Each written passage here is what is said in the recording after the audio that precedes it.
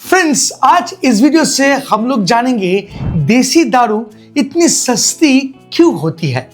अब जैसे मैंने आपको बोला कि मैं आज देसी दारू के ऊपर वीडियो बनाऊंगा, तो आप ये बात सुनते ही हंस उठेंगे कि दादा क्या कर रहा है, देसी दारू को प्रमोट कर रहा है अपनी चैनल से। वेल, मैं आपको एक छोटा सा इंफॉर्मेशन देना चाहूंगा।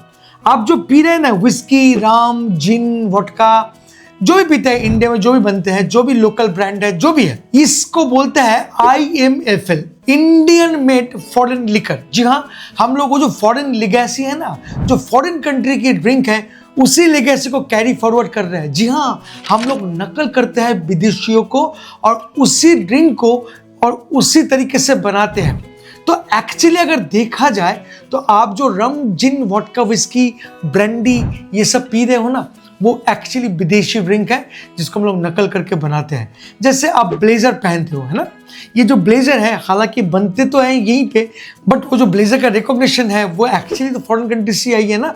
तो एग्जैक्टली सेम, यस, हमारे देश में हम लोगों का खुद का दारू कौन सी है, ये सबसे बड़ा इंपॉर्टेंट बात है। और मैं बोलूँगा कि वो है देसी दारू। हम देसी दारू का नाम सुनते गाली देते हैं, बट कैजू फेनी का जब मैं बात बोलता हूँ तब आप गाली नहीं देते हैं। आपको मैं जब महुआ का बात बोलता हूँ तब आप गाली नहीं देते हैं, बट जैसे ही मैं बोलता हूँ कि लोकल दारू बंगला या देसी दारू, तब आप गाली देते हैं।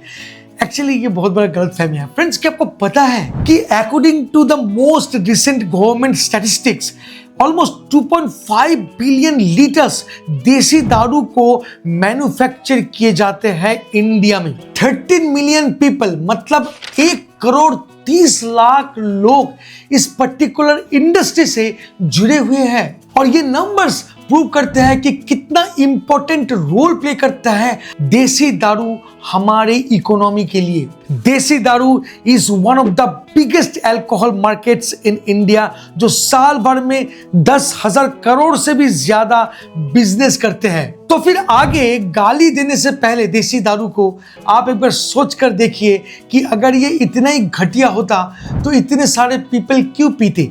फ्रेंड्स, मैं कोई अल्कोहल को प्रमोट नहीं कर रहा हूँ या देसी दारू को मैं स्पेशली प्रमोट नहीं कर रहा हूँ। मैं इतना बताने के लिए आया हूँ कि देसी दारू सस्ते तो होते हैं, बट उतना भी बुरा नहीं है जिस तरीके से देसी दारू को देखा जाता है। देखिए, देसी दारू का जो पैकेजिंग है वो बहुत ही चीप होती है और उसका जो प्राइस है इतनी सस्ती होने के कारण अक्सर हम लोग उसको धब्बा लगा देते हैं कि ये सस्ती दारू होगी।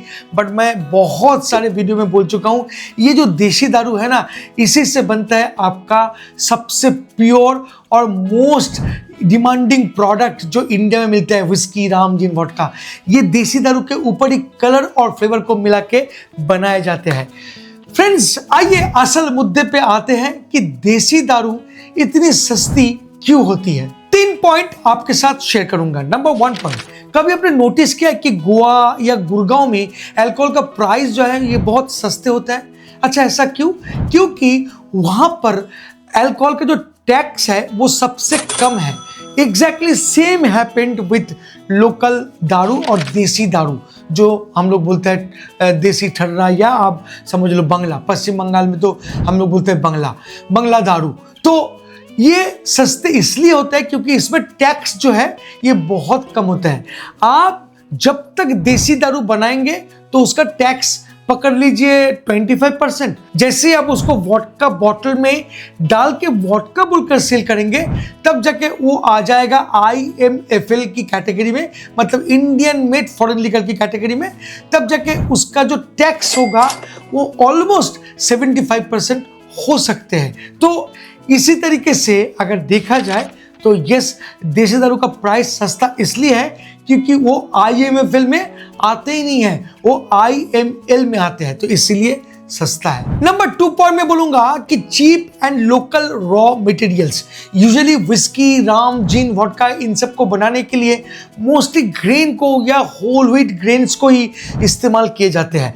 बट इन सब दारू, जो बंगला दारू है या देसी दारू है, इनको बनाने के लिए अक्सर उन सब ग्रेन्स को इस्तेमाल किए जाते हैं जो एक्चुअली सड़ चुका है, खराब हो चुका है, मान लीजिए, और ये बिकेगा नहीं, या टूटा हुआ चावल है, ये शायद बिकेगा नहीं। तो इन सब चीज़ों से मोस्टली देसी दारू को बनाया जाता है। तो क्वालिटी के हिसाब से देसी दारू थोड़ी सी चीप होती है और इसके कारण इसका प्राइस थोड़ी सी कम होती है। नंबर 3 पॉइंट में मैं बोलूंगा कि जितनी भी देसी दारू होते हैं, फ्लेवर्ड देसी दारू, जैसे कि एप्पल की खुशबू के साथ आती है, कुछ है जो ऑरेंज फ्लेवर के साथ आते हैं, कोई है नींबू, नारंगी, ये सब के साथ फ्लेवर के साथ आती है। तो यूजुअली वोडका जो होते हैं ना, इसमें जब फ्लेवर को मिलाते हैं तो मोस्टली रॉ फ्रूट्स को एक्सट्रैक्ट करके फिर मिला के उसको फ्लेवर में कन्वर्ट किए जाते हैं। बट देसी दारू के केस में अक्सर आर्टिफिशियल फ्लेवर को डायरेक्टली मिलाए जाते हैं।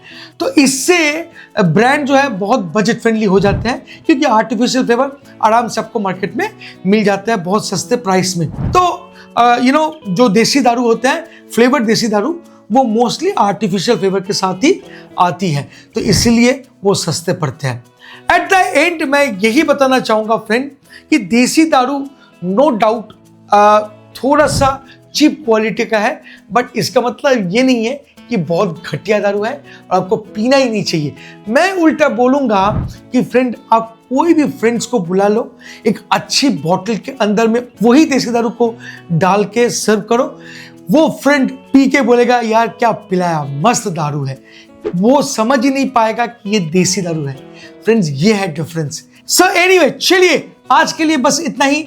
आई होप कि ये वीडियो आपको अच्छा लगा होगा। अगर सच में अच्छा लगता है तो please like, share and subscribe करना मत भूलिएगा। मिलता है बहुत जल्द एक इंटरेस्टिंग टॉपिक के साथ। तब तक के लिए bye bye and take care. Please drink responsibly and don't drink and drive. जय हो।